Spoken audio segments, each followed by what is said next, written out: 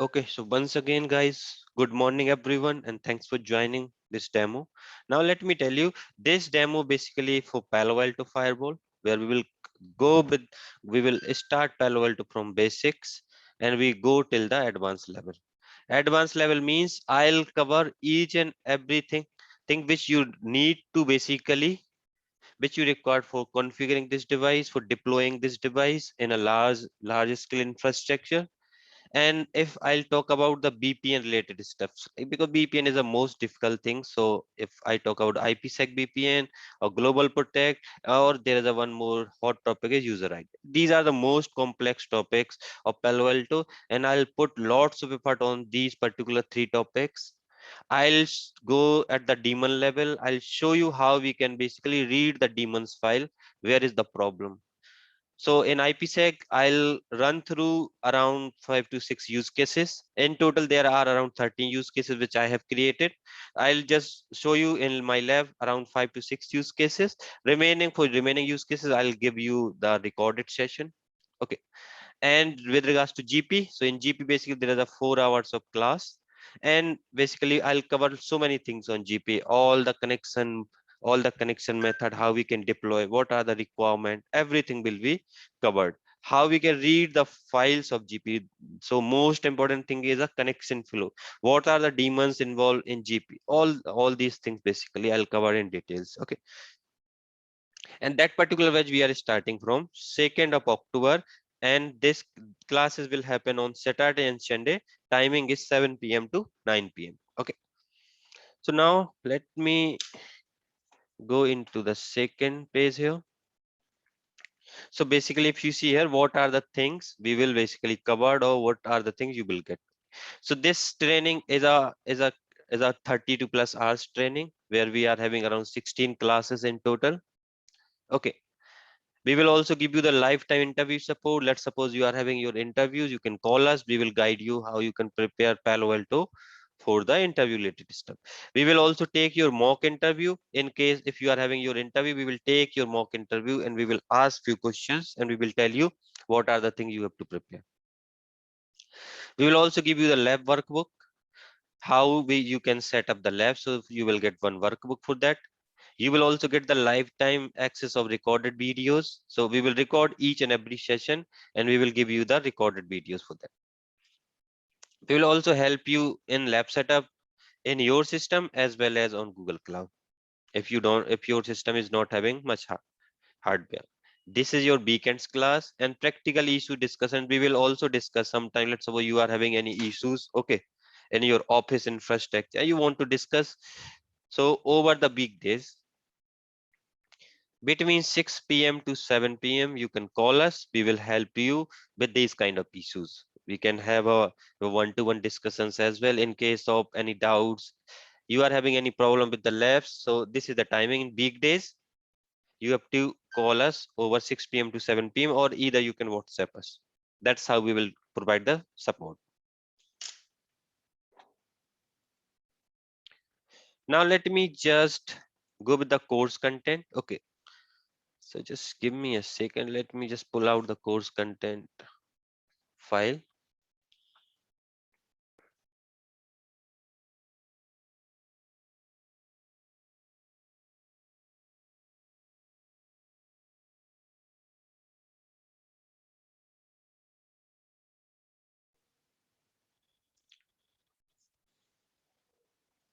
So this is my course content. So I'll go through with each and everything. What are the things we are covering? Okay.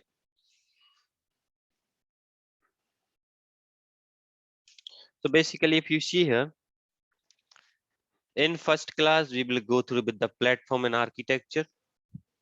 What kind of hardware models we are having? What are the operating system? What are the virtual models we are having? And we will also go through with the architecture, how Palo Alto architecture is. Okay, what are the basically internal component we are having in Palo Alto? Then we will go through the what is single pass architecture, which is also known as SP3, right? And if you have seen in each and every interview, they will ask what is SP3. So basically, we will cover each and everything with regards to your SP3, how this architecture works. Okay. Now the flow logic. This is the second most important question of your interview. They will ask what is the packet flow of your Palo Alto. So guys, in flow logic, what today also I will run through the flow logic, but I will run through with the basic flow logic. Okay. But when your live classes will start and when we have your T-suit session, so I will also give you the T-suit session, guys, where we will see the how we can take the packet capture, how we can analyze each and everything. Okay, when packet, how packet is processed by the Palo Alto. So we will try to get the TCP stream, like how SYN has been processed, how SYN plus ACK is processed, how ACK is processed. Now after how client hello packet is processed, what are the engines is involved, right? Each and everything I will basically tell you in T-suit classes. We will take the packet DAX and we will see each and everything. And I'll also explain you the advanced packet flow, because if you see in the internet, Palo Alto have released the packet flow for 6.1. It's a very old, we can say, pan OS, right? And latest one is Palo Alto 10. So guys, I will tell you the packet flow Palo Alto 10, how you can verify, how I have get the details of packet flow in Palo Alto, because I used to take the captchas and I used to analyze the internal component. Okay.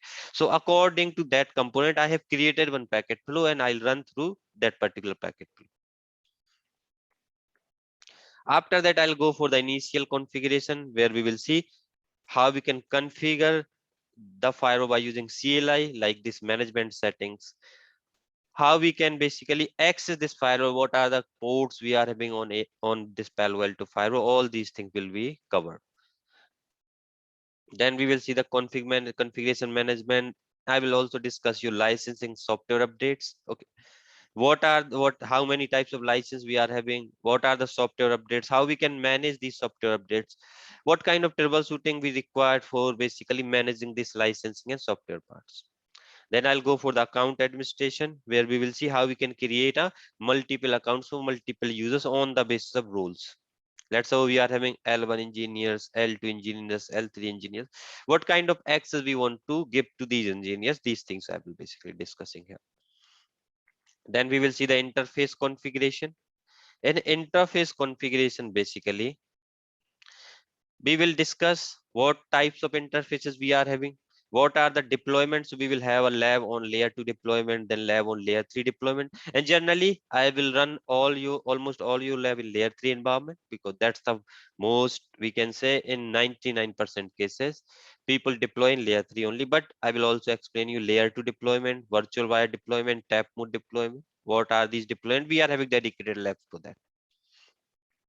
We will also discuss security zones. What are, because Palo Alto is a zone-based firewall. So I will tell you the security zones. We will also go through with the sub interfaces, then DSCP. So we will see the three practicals on DSCP, like how we can make Palo Alto as a DSCP client. So in Palo Alto interfaces, we will get the IP from DSCP.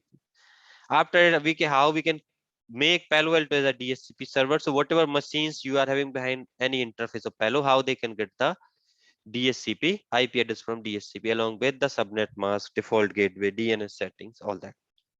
And we will also cover here what is the concept of DSCP relay, how we can configure as a relay agent.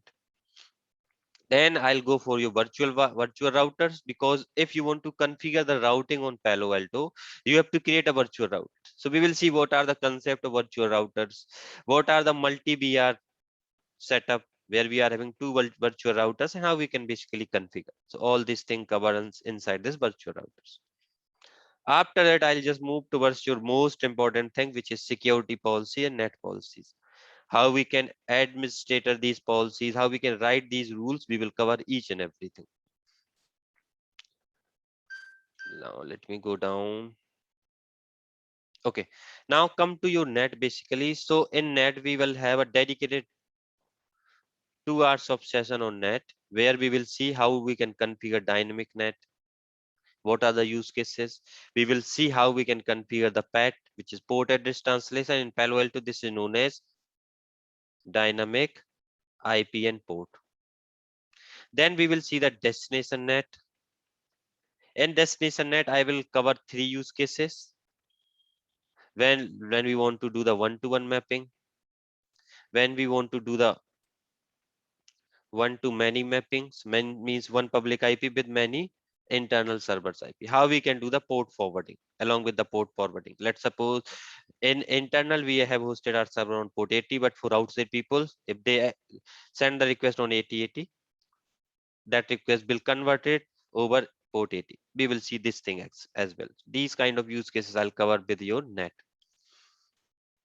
After that, I'll just move towards your application identification, where we will see over application overview, what is application groups and filters, and we do the multiple basically practicals on this app ID. We will see what is app ID flow, how this app ID happens, what are the packets basically go through this app engine. Like if I'll talk about the basic flow, let's suppose we are having one system here, we are having firewall here, and this is my internet. Let's suppose this particular system wants to communicate with this particular server. Let's say it's a Facebook server.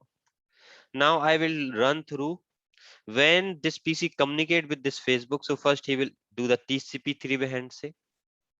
So I will tell you how it will process the TCP three-way handshake, and after that it will start the SSL handshake.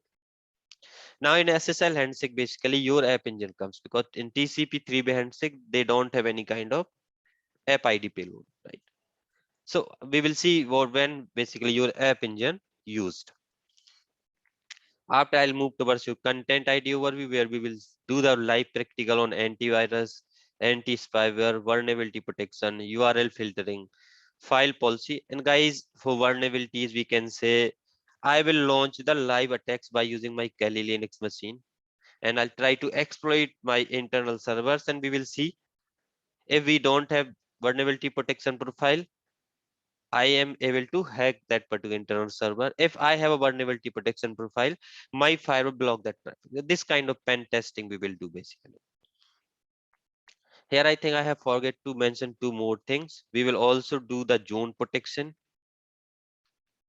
and basically your DOS protection. These two things will be also there, and we will see. I will launch the attack, like we can say host scanning. I will launch the brute force attack by using my Kali Linux machines, and we will see how basically these zone protection and DOS protection is basically protecting us.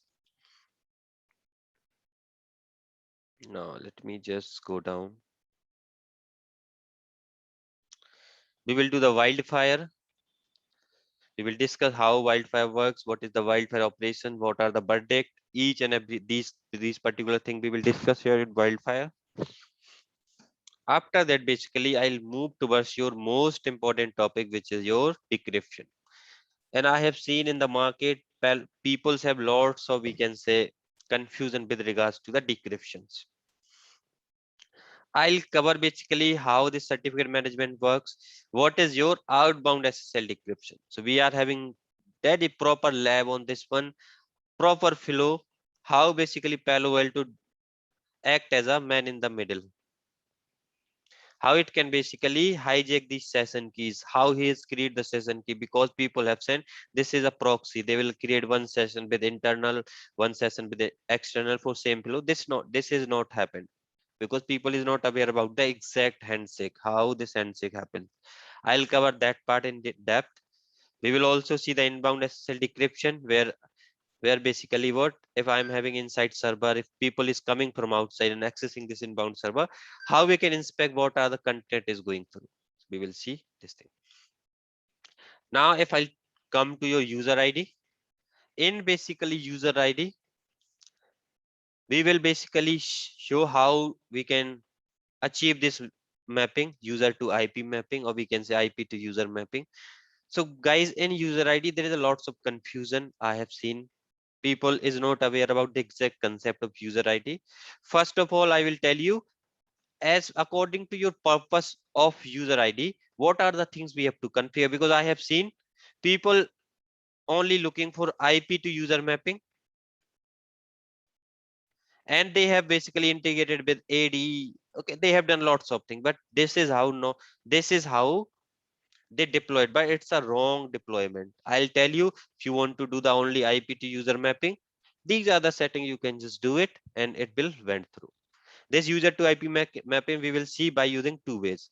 But I will install your user ID client in the member server, in one of my member server of my domain controller, and it will fetch the details from your Active Directory or your domain controller.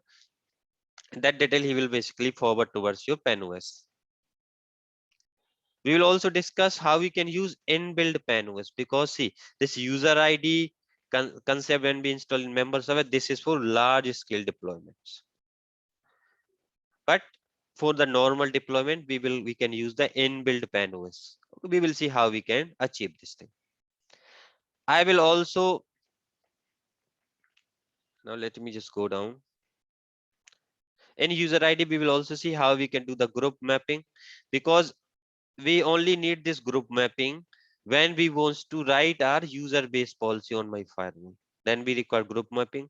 How we can create authentication profiles.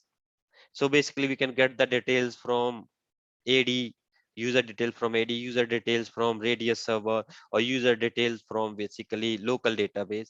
How we can create authentication profile, then authentication sequence is there, right? So we can put all three in this sequence. And generally in Global Protect, basically I will use this particular things. So I will first try to authenticate myself with AD. If in AD my details is not available, then I will try to authenticate by local database. If my firewall is not found any details here as well, then that request go for Radius. That kind of things basically we will see. After that, I'll move towards your IPsec site-to-site VPN and IPsec tunnels. So as I have mentioned, in this IPsec site-to-site VPN, first of all, I will explain you the entire details of phase 1 and phase 2 exchange. In detail, when we say in details, means everything. I write what are the content they will exchange. I will also verify all these things by using the Wireshark. Okay. And we will do around 5 to 6 use cases, because I have already created the recorded session, around 13 videos I am having on that. So you can cover remaining, because there are 13 use cases along with the advanced troubleshooting. I'll tell you how you can read this IKE Manager daemon file, where you can get all the exchange process. If there is any error in your phase 1 policies or in your phase 2 parameters, or pre-shared key, or if any config mismatch, you will get all these logs into this file, and we will see how we can read this particular file. What are the things, how you can traverse through that issue, we will see each and everything. After that, I'll move towards your Global Protect. In Global Protect, basically I'll tell you the detailed Global Protect. We will see the SSL handshake, how handshake happens. Then I'll explain the connection flow. Connection flow means, because when we connect with the by using my Global Protect, what happens, they will create multiple SSL tunnels. Okay, these tunnels will be created and they will deleted, created, deleted, created, deleted, because first they have to negotiate on multiple parameters, and after that finally they will form one tunnel. That tunnel is a permanent. So why these kind of tunnels they have created, what kind of files they will exchange? Because see, they have to first do the communicate with the portal, then they have to do the communication with the gateway, right? This is how this your Global Protect works. I'll tell you when they are communicating with the portal. So generally they will try to access three files like prelogin.esp. Then they will exchange like getconfig.esp. These kind of files they will exchange. So I will explain you each and every week. These are not a files. These are the we can say XML APIs. How they will exchange, how they will authenticate the users. I'll show you the AppWeb3 daemon, because this is a daemon who is responsible for your Global Protect. So we will read the log file of AppWeb3 daemon. We will also read the log file of Nginx, because Nginx is also a daemon who is responsible for this entire flow. We will also see the log file of REST Manager and IKE Manager. These are the daemons running on management plane who is responsible for your Global Protect. Okay, and we will also see the pen task, how, because see in case of Global Protect we will receive a request at the data plane, right? some in data interface. Let's say in Ethernet 1/1. That's entirely the part of data plane. In data plane, which daemon is responsible? We will see how this pen task process this request, how it will decrypt that request, because in internal he needs to do the destination net. Then he will forward that request to a web3. Generally, he will forward that request to Nginx, then Nginx forward that request to a web3. How this internal daemon communication happens. If you know these kind of things, you can easily able to suit the GP issues. And after we will see the all the four deployment, like how we can deploy firewall by using on-demand method, where user needs to do the initiate a session. Then we will see pre-logon, which is always on. Then we will see pre-logon. So this is for always on. This is for on-demand, and we will see user logon. I'll cover all these deployment mode, because for these two we need a certificate base. So we will also cover how basically we can authenticate our users by using the certificates. Because in case of this pre-logon, what happens when your system is boots up, right? When your system it boots up, that time only it will gets connected. Because in GP there is a two services running in our system. First one is known as PAN-GPS and PAN-GPA. How these two services will communicate with each other, how they will create these files, what are the communication. They communicate over 4367. That's the port number. 4767. That's the port they will use. So I will also tell you how you can troubleshoot the issues at the client machine end. Now let me just go down. So guys, in Panorama, I'll only give you one session. Don't be confused with that, but you will get the coupon. So you can get our videos in 400 rupees. It's a detailed Panorama course where you will get each and everything. After it, I basically also cover your active passive high availability and active high availability, guys. Active passive and active. We will do the detailed lab on this one, along with link monitoring, path monitoring, configuration of net, configuration of security policies. Okay. In active, we will do the lab by how. So generally in active we are having three ways of deployment. I'll do the lab on all these three methods. How we can configure the net, because in case of active there is a how you can basically bind your net. That's the most difficult things. I'll tell you what are the ways to basically configure. So we will have a detailed lab on active as well. So this is my course content, guys. These are the things which I'm gonna cover. Now come to your topic. So let me just go through with the lab topology, which kind of lab topology I'm going to use. Okay. So this is my EVNG. If you see here, I am using this kind of topology where I am having my Palo Alto firewall. So this Ethernet 1/1 interface, I'll connect with my Wi-Fi adapter. How we can connect, I'll explain each and how basically how is the connection flow in VPN, in basically VMware. Because we are installing everything in VMware, right? So I'll tell you how they are communicating. I will also connect my management subnet, management interface with this subnet, which is my BMNet 8. So I have mentioned here as like BMNet 8. And through BMNet 8 also I'm having the internet access, right? I'll put one Kali Linux machine in outside for launching my attacks to these servers. Okay. Ethernet 1/2 interface is my inside interface. I am using here 10.1.1.250/20 this IP. And here I am having one Linux machine and one test machine, which is your bin. So this is your Windows 10. This is another Kali Linux machine. Now, Ethernet 1/3 I will use as a server. So these are my servers. These are the two Linux servers, and I will basically share all the server details. Okay, so don't worry. You don't need to install them. You don't need to create the services. I will share the servers on them. Already your HTTP, your SSH services are running. Okay.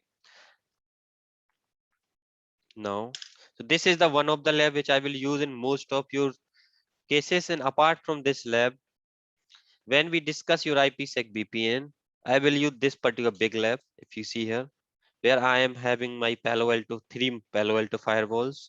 So let's say this is my head office network. This is branch office 2. This is branch office 1. I'm also having one client. Let's say here I'm running Cisco ASA. And guys, if you see I'm having dual ISP kind of scenario, so that's how I will basically cover all your practicals. How the connection, this I have put one more ASA here for NetT practical, how this NetT works, what are the things we have to configure on both the devices.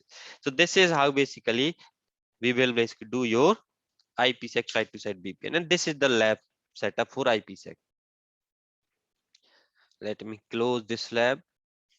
I will also have one more redundancy lab, guys. If you see here, this lab, basically on this lab I will cover your static routing, guys. We will not discuss any kind of dynamic routing like OSPF or RIP or BGP, because I'm from the security background. So I'll, and most of the cases we will always have a static routing on the firewall. Okay, so I'll cover static routing, how we can configure the policy based forwarding, how we can configure the ECMP, your PVF, everything we will see, how we can configure path monitoring so it will do the automatic ISP failover, right? These kind of things we will see in that particular lab. This is the one of the lab I will also use for showing you the redundancy things. Apart from this, if I'll talk about the layer 2 deployment or tap mode deployment, I will use these kind of small labs. Okay, I'm not opening them because these are the pretty small labs. Okay, and basically your active scenario, I will use this kind of lab where I am having two inside switch and outside switch, and these are my Palo Alto firewall, and where we will configure your active and active passive HA. Apart from this, I think everything will be covered here. So this is basically with regards to your lab setup. In GP and user ID, basically I'll use my inbuilt lab. So here I'm having Palo Alto 10 running, Windows XP test machine, EVNG also running, and Windows Server 2016. And these are my internal servers. So this is the lab setup in my VMware. And I'll prefer to use VMware. I don't use too much EVNG. Okay. So these are the guys labs which I'm gonna cover. Okay, so let me just open this one. Now, if I'll come to, now let me just discuss, guys, what is next generation firewall and legacy firewall and why we will use Palo Alto. So give me a second, guys.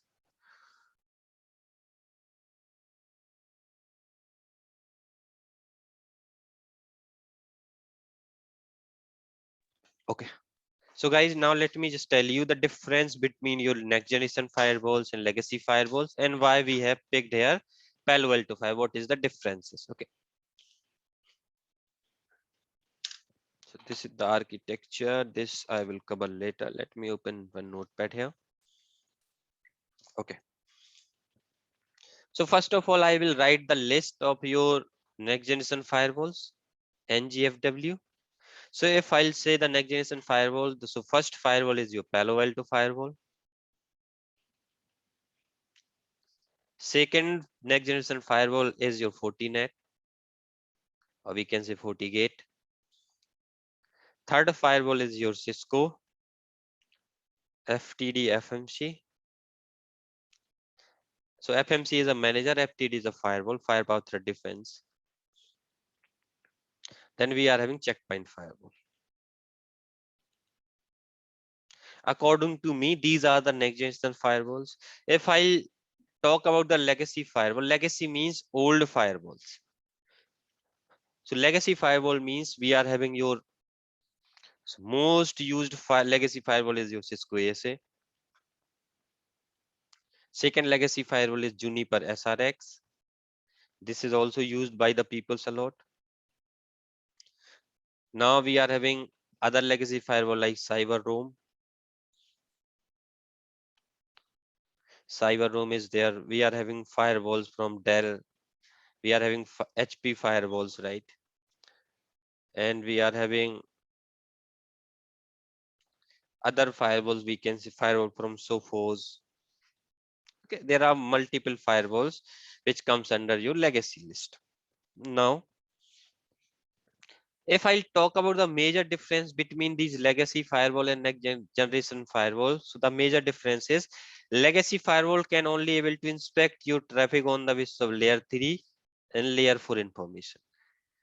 According to your OSI model or TCP model, in layer 3, basically what we are having source IP, destination IP, right?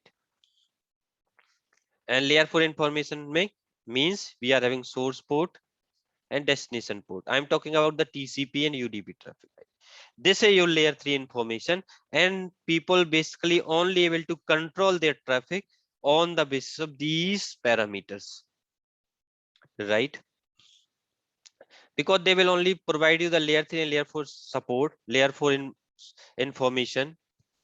So the thing is, the problem with that, if let's suppose someone is sending the attacks at the layer 7, or we can say at the application layer, let's say I have encoded one virus in my HTTP header. In that case, these firewall, they will not able to detect that particular virus. If let's say I want to configure the URL filtering, that feature I cannot able to achieve by using these legacy firewalls. If I'll talk about the vulnerability protection, it will not able to protect us from the vulnerability. Now, let's suppose you are having legacy network and you want URL filtering. What you have to do? You have to purchase one more solution, which is a URL filtering solution. If you want a vulnerability protection or protection from antivirus, or you protection from virus, protection from spywares, in that case, you need to purchase one more solution, which is IPS, right? And Cisco use that terminology. What they have done, they have launched ASA. By using ASA, you can achieve layer 3, layer 4 protection, and it can also provide you the VPN functionalities. And if you want a URL filtering in Cisco world, you have to purchase the iron port, we can say WSA. If you want a protection for vulnerabilities, antivirus, anti-spyware, for that you have to purchase IPS. That's the like Cisco business strategy. This is how they used to deal with. But when in 2005, actually, when Palo Alto come in the market, because in 2005 Palo Alto have launched, and it is the first firewall who provides all these features in one box. Means now users is getting the one box solution. Means in Palo Alto, and also Palo Alto is the first firewall who basically come with the app ID. App ID features is not there into these firewalls, but Palo Alto is the first firewall who come up with the app ID, app identification. So due to these kind of features, if I'll talk about from 2008 till 2021, Palo Alto is the market leader in firewall industry. It is leading the network from 2008 till now, as per the Gartner's. And it is the most used firewall, and we can say most demanding firewall. That's why basically we have choose here Palo Alto. That's why we are here to learn the Palo Alto firewall. Okay. Now, apart from this, guys, if I'll talk about the in legacy firewall, right? Nowadays, if I'll talk about the torrent is a one of the application, right? Torrent nowadays, torrent source IPs, or we can say torrent IP address, and torrent port numbers is not fixed. These port numbers is not fixed in case of torrent, right? Now, if you want to block the torrent traffic by using legacy firewall, you will not able to block it. But if you are having NGFW, which is next generation firewall, and who has a support of app ID, now by using this app identification, you can block the torrent traffic, because torrent have some kind of patterns, right? It has some kind of patterns inside the HTTP header when we will access, right? So now my app ID works on the basis of these particular patterns. We will create a signatures according to these patterns. And if torrent is changing any kind of patterns, what we will do, Palo Alto team working in a backend, they will give you the latest signatures. So by using this NGFW, we can block that kind of traffic. That's why basically NGFW become so popular. And that's how that is the one of the reason also all we people go for the NGFW file. Apart from these features, NGFW also have some other features. So first features is your app ID. This is not there in legacy firewall. Means we can now get the granular control over the apps. If I talk about the Facebook, let's suppose you want to allow the Facebook, but on Facebook, let's suppose you want to block the chat option, you want to block the post option, or you want to block the video streaming on Facebook. You can achieve that thing easily because it will give you the granular control over the application. Okay, so that features is there. Next.js 5 also having the URL filtering features. Means, guys, first of all, the major difference between app ID and user ID. So like if I'll talk about the Palo Alto supports up to 4,000 applications. Okay, so that's why they are also having URL filtering, because in URL filtering we are blocking the traffic on the basis of URLs, on the basis of URL, or either on the basis of URI. These two things we will use for blocking the traffic by using the URL filtering. And because there are millions of websites are there in the market, right? And if you want to block all the social networking site, all the hacking sites, all the dating sites, all the adult sites, you can do it in one go, guys, by using this URL filtering feature. Then there is a one more feature, which is vulnerability protection. I'm not going in details, guys, what is vulnerabilities, because in live classes I'll explain you in details what is. So it is having the vulnerability protection. These firewall, they also provide you the anti virus protection. Means they will protect you from the virus. Let's suppose someone have decoded the virus on HTTP header or maybe on FTP, right? They have decoded, they have put that header, that put that code inside this headers, then it's a layer 7 information, right? So it can protect you from these kind of virus code. They will also have a support from anti-spyware. If I'll talk about the anti-spyware, which means, guys, when you will open any kind of website, like just open IRCRT, you will get there are multiple pop-ups are coming, right? These are also a example of anti-spyware, or these are the example of spywares. That spyware is known as adwares. Okay, so these kind of sites also you can block. It will also have a features, we can say file protection. File protection means you can protect your files. Let's suppose you are having, you want to block the uploading of all the office documents, you want to block the downloading of torrent file, .tor file, or we can say .exe file, .bat files. That kind of basically file protection policy you can also write. So you can block upload and download of these files as well. Apart from this, it is also give you the basic functionality of data protection. Generally you will not get the full functionality of data protection like your, we can say, like your endpoint security solution provides, but it will give you the basic protection. So let's suppose your HR team having your bank details, they are having your credit card or social security number details. If they are trying to exchange that details towards the outside, or someone is trying to download, you can write these rules and it will basically give you the protection. There's a one more feature, which is wildfire. So wildfire basically protect you from the attacks or from the malwares whose signature is not generated yet. Means it will protect you from the new malwares, we can say new domain names. If there is any new malicious domain is there, it can protect you from real time, we can say, malware attacks or real time phishing attacks.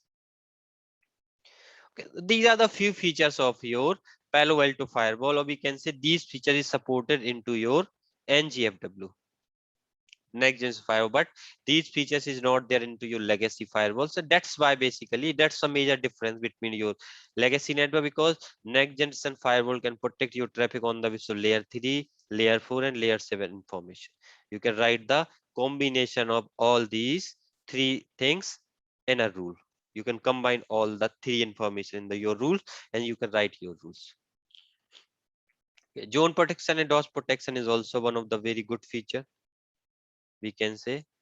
So this comes under your 9. So there, these are the features, and we will have a practical we are having like live practicals on all these features, so don't worry. So due to these features only, basically we have chosen Palo Alto. Now let me just tell you little bit more about Palo Alto. So the thing is, if you see, there is a functionality of stateful inspection, right? Because due to this stateful inspection only, due to this stateful inspection, this particular concept changed the entire inspection behavior of your firewalls. And that technology developed in 1993 by Checkpoint. And the engineer who has developed this is Nirjuk. Okay. And after that, Nirjuk, he has left this particular Checkpoint, and he is a nowadays he's a like he has developed Palo Alto, and he is CEO of Palo Alto. So Palo Alto developed by the same person who have developed this concept of stateful inspection while he is working in Checkpoint. Because from 1994 onwards, all the vendors just they have started using this particular concept. Okay, so that is also one of the reason like Palo Alto is the market leader, because it's have so many things. Okay,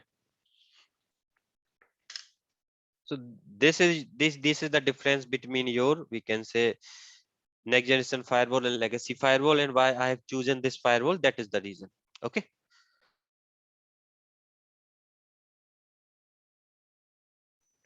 now let me just go with your SP3 architecture. What is your SP3 architecture? So let me tell you guys, in Palo Alto firewall, if someone asks what is SP3, you have to explain like this. SP3 stand for single pass software and parallel processing hardware. That is the full form of your SP3. Okay. Now before that, let me go into my whiteboard. I'll just come into this image later. Let me just take one more image I'm having for explaining the SP3. I guys use the whiteboard a lot. Okay. So if I'll talk about the SP3, let me just go with this image. So in Palo Alto, what happens? When Palo Alto receive this packet, what it will do? It will always receive the packet into the network processor. And after that, that packet go for your. So generally guys, in Palo Alto, the things is not happen in this way. That packet received by the network processor. After that, basically, if you see here now they have denoted here app ID, user ID, then content ID, then policy. This is how. So it will Palo Alto not process the packet in this way. If I'll show you the block diagram of Palo Alto, so let me just show you the block diagram where you will get the much clarity on that. So I have created the block diagram here. Let me just decrease the size a little bit.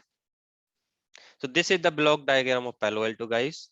So if you see here, you will always, let's suppose you have received the packet into Ethernet 1/1 interface of your firewall. So you receive the packet on this interface.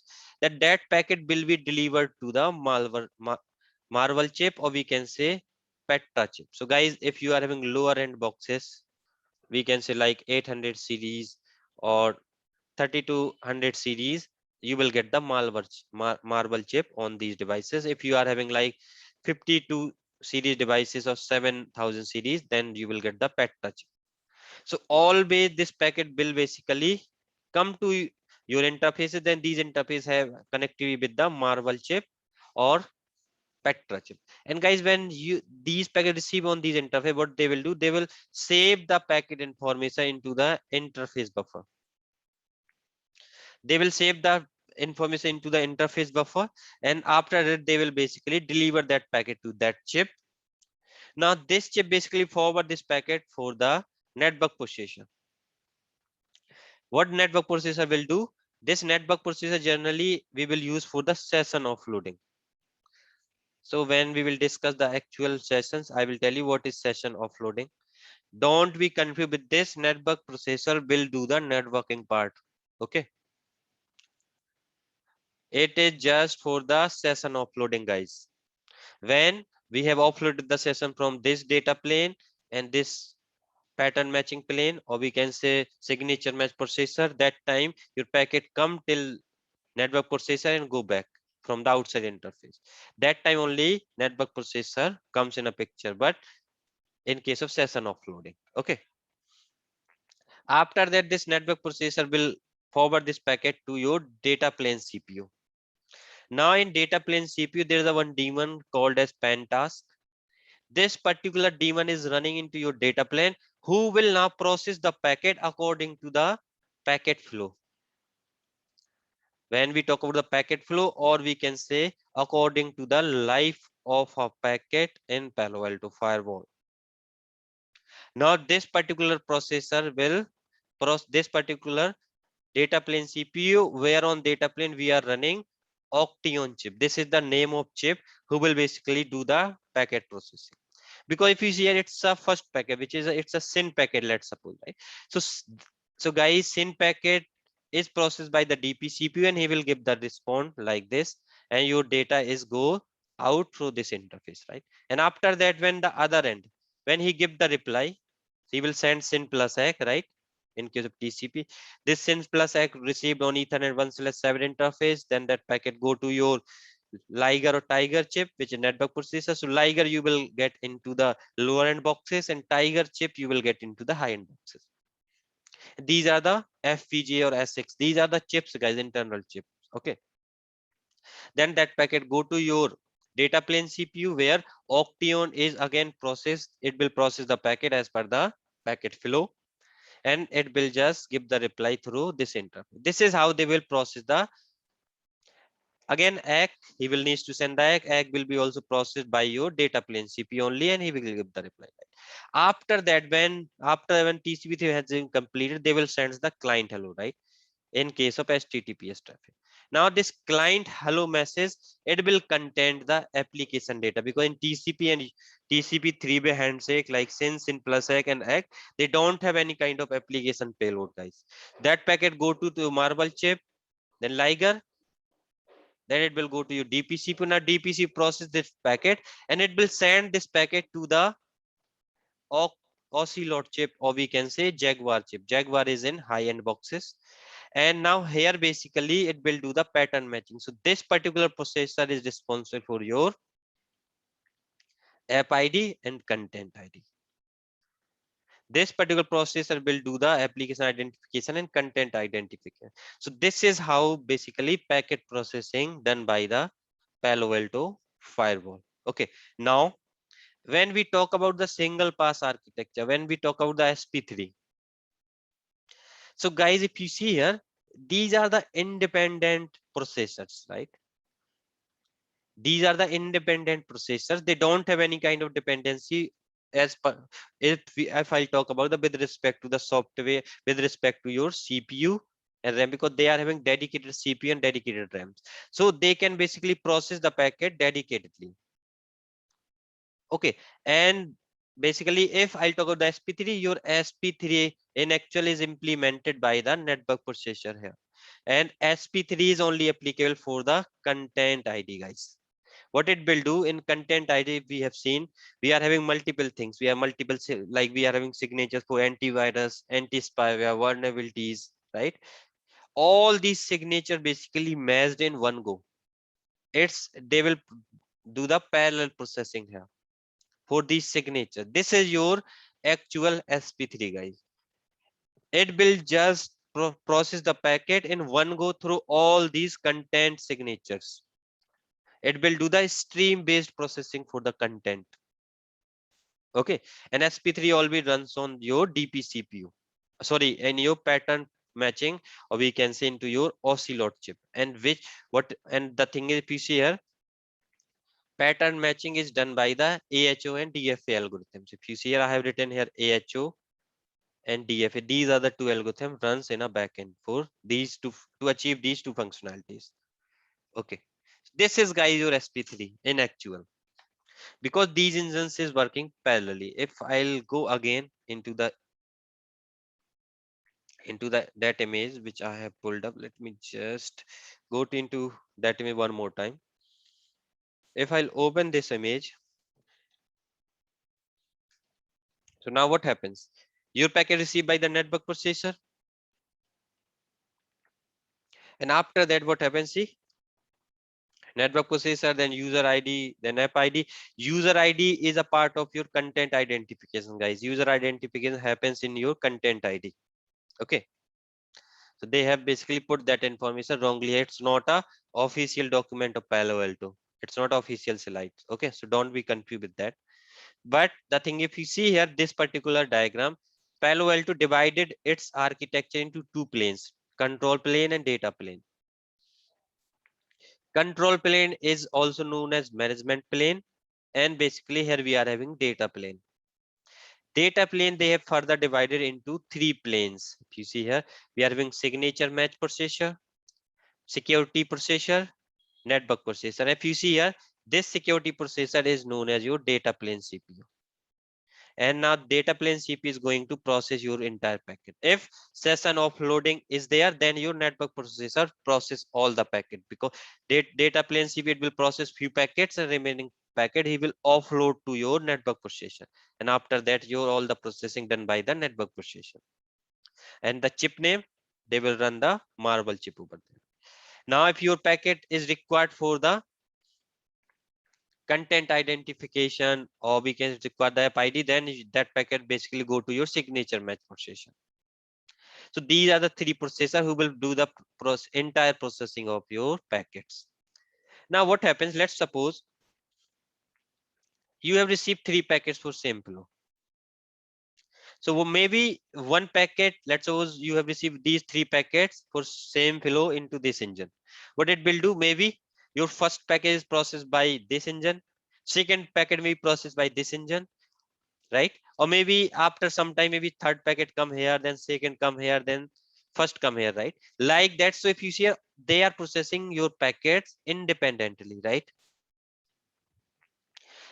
So that's how basically your processing done by the Palo Alto. So guys, don't be confused with the SP3, okay? Because in YouTube and all, you will get lots of videos like packet come, then they will copy, they will create a 3 replica packets. It's not a correct information, guys.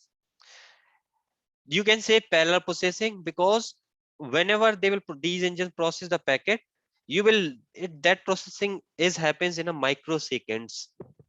So that's why you will not see any delay, and you will see packet here, then here, then here. That's why they will say the packet processing is going on, parallel processing is going on. But in actual, they will do the processing in this way only.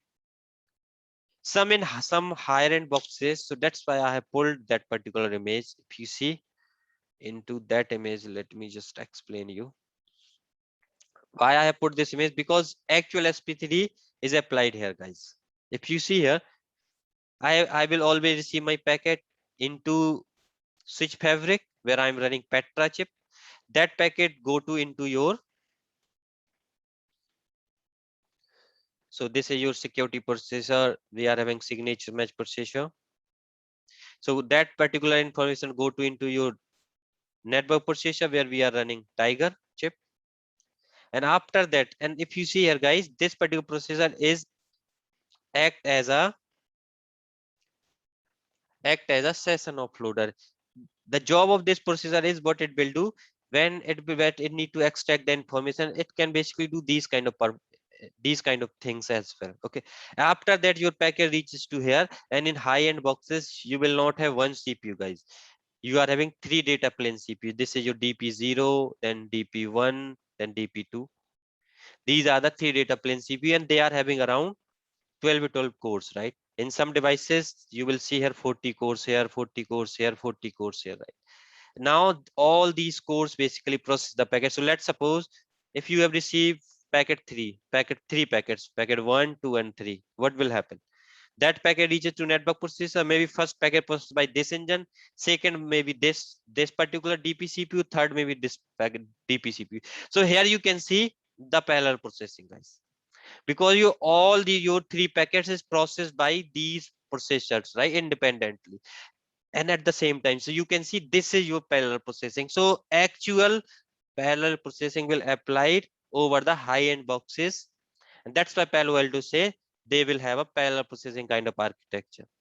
But if I'll talk about the BM devices, right? In BMs, we don't have these kind of CPUs and all, right? Because in BMs it is only having one CPU, and that CPU is processed. So the thing is, this traffic segregation, it depends, or we can say SP3, where parallel processing, it depends on the hardware model. Okay, so that is your SP3, guys, single pass software and parallel processing hardware. Now one more benefit you will get due to this SP3, because Palo Alto have divided its architecture into two planes, right? Into management plane and into data plane. Data plane is responsible for processing your data plane related traffic or users traffic. Management plane is responsible for basically processing the management plane related stuff like config management, reporting, logging, all these things done by the management procedure. Data plane will process your data planes, data users data traffic. Apart from this, sometime let's suppose you got some issues into management plane. So what happens when you got the issue at the management plane? You don't need to restart the entire box. You can just restart your management plane. You will get that kind of capability. Let's suppose if I talk about the BPN. So in BPN, basically there is a one daemon. This particular process is responsible for your IPsec traffic. Okay, but let's say this process is down due to some reason. So like in Linux environment, we can just kill the process, we can restart the process, right? So we can also restart this particular process. We don't need to restart the entire boxes. But in other devices like Cisco, if any process failed, we have to restart the entire device. So that kind of benefit also you will get. Let's suppose you got the issue in your data plane, then you can just restart your data plane. You don't need to reboot your entire system. That kind of benefit also you will get by using this SP3. Okay, now let me come over your life of a packet in Palo Alto. We can say packet flow.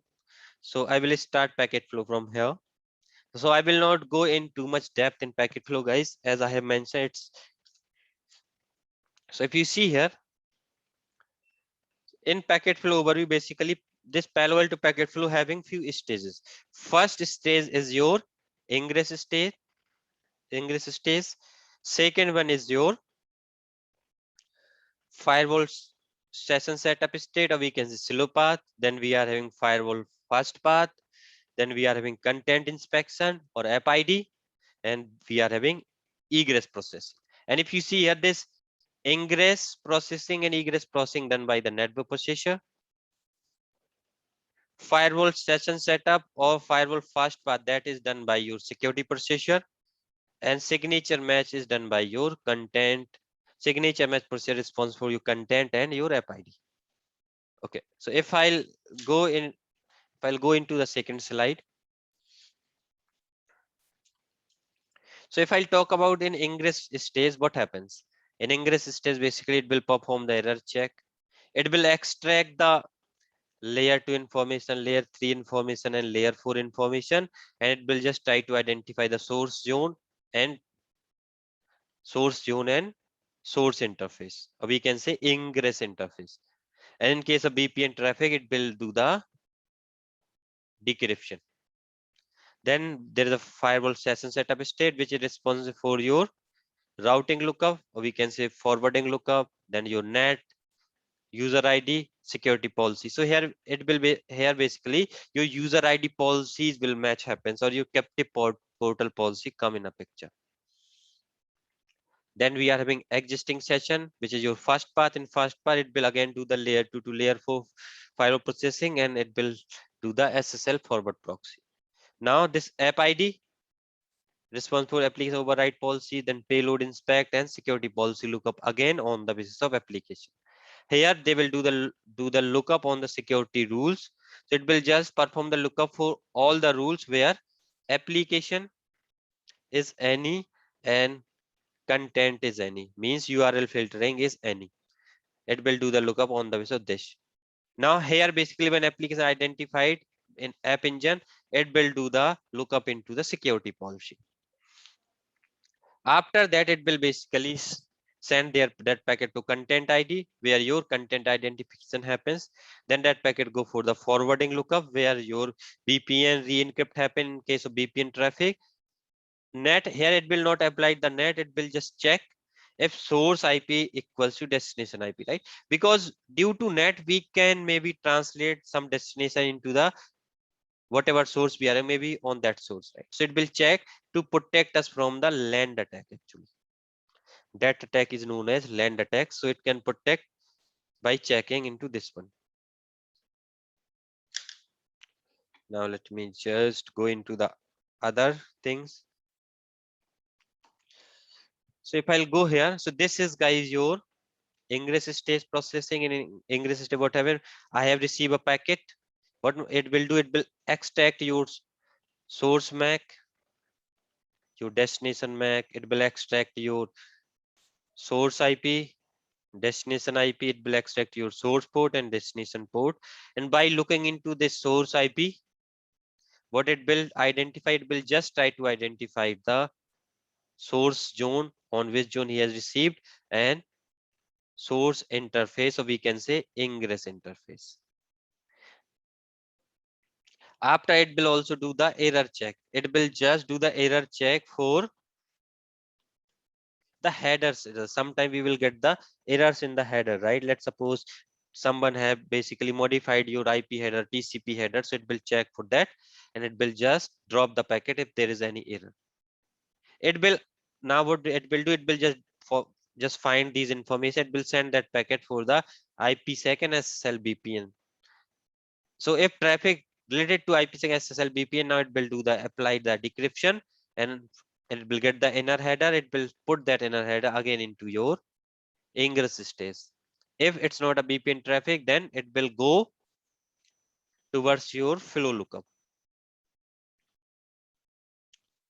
Flow lookup means now it will send that packet towards your session table.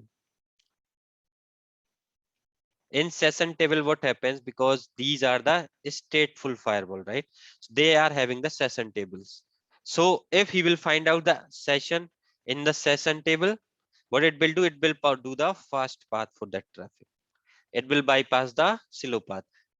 If because it's a first packet, let's say it's a TCP SYN packet, so what it will do, session is not there, right, for the TCP packet, so it will forward that packet for the slow path. If you see here, if existing session match happens yes, then fast path, no, then slow path. So it will send that packet towards the slow path. This is how your session match happens. And guys, it will do the session lookup on the basis of unique flow ID. So what it will do, it will just extract it here, your source IP, your destination IP, your protocol number. So let's say in case of TCP, protocol number is 6.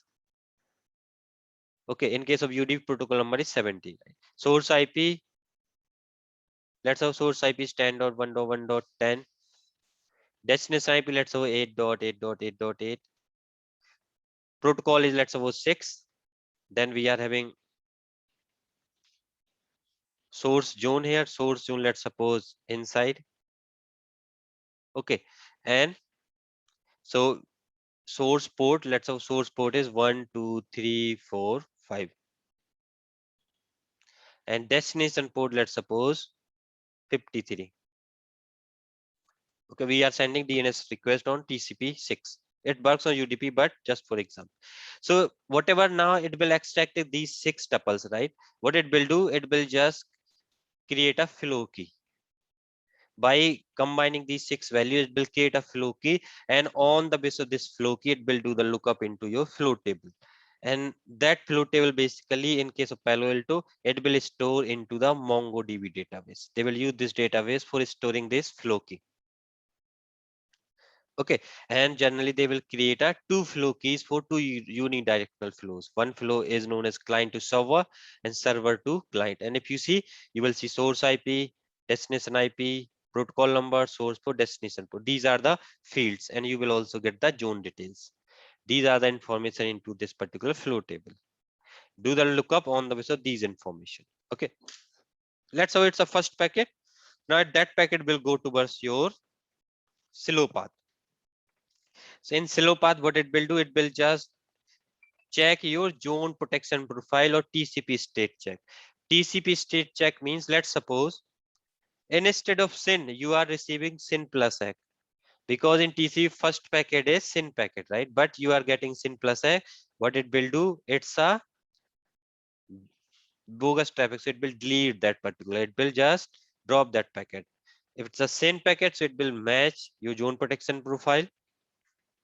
After that, that packet go for your forwarding lookup, where it will first perform on your policy based forwarding rules. If you don't have PVF, then it will do the lookup into your routing table, or in the correct word, if you'll see, it will do the lookup into PVF, forwarding information base, fifth table, sorry. It will do the lookup into forwarding information base, this particular table. And while looking into this table, what it will do, it will just try to get the egress interface. That's the purpose of doing the routing lookup, to get the exit interface, or we can say egress interface. After that, that packet go for your net policy lookup. In net policy, in case of destination network, right? In destination net, our egress interface will change, whatever interface we have got here, right? So what it will do, it will again do the lookup into the forwarding table. If it's a source net, what it will do, it will now go for your user ID policies or captive portal related policy. Guys, just remember one thing. Here it will just evaluate the net rule.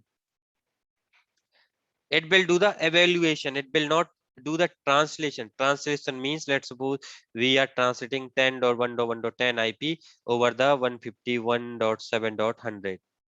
It will not do the translation. It will just evaluate the net rule. That translation it will do into your fast path, I'll tell you. Okay.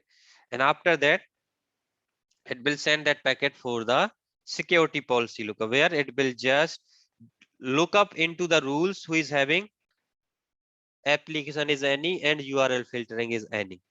Do the lookup according to the configured action.